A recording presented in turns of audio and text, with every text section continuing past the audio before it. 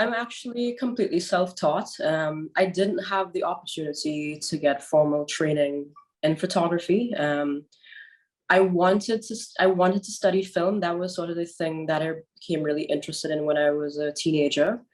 And like I had a very unfortunate series of events happen around the time that I wanted to get into film school. My dad suddenly passed away, and that sort of forced me to stay in St. Vincent during that time. But I didn't really let it stop me. I was still really interested in figuring out a way to learn my craft. So I started working with a video production company when I was about 18, working in advertising, doing documentaries, like doing commercials, top local talk shows. And that really kind of gave me the skill set to learn and understand, cameras and script writing and lighting and editing. And even though it was like more video based, it still helped to inform a lot of the photography that I was doing on the side, because I always had this passion for photography. In spite of doing that type of work, I tried to kind of separate both practices. So in the afternoons when I go home, I'd practice my photography after working all day.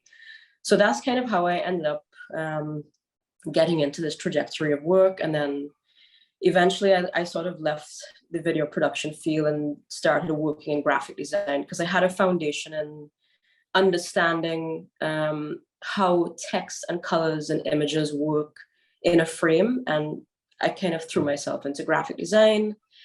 I started a publication when I was about 29 called Arc Magazine, which focused on like visual arts in the Caribbean. So that was kind of my jump off point really into like a more formal way of thinking about design, working primarily with like editorial design.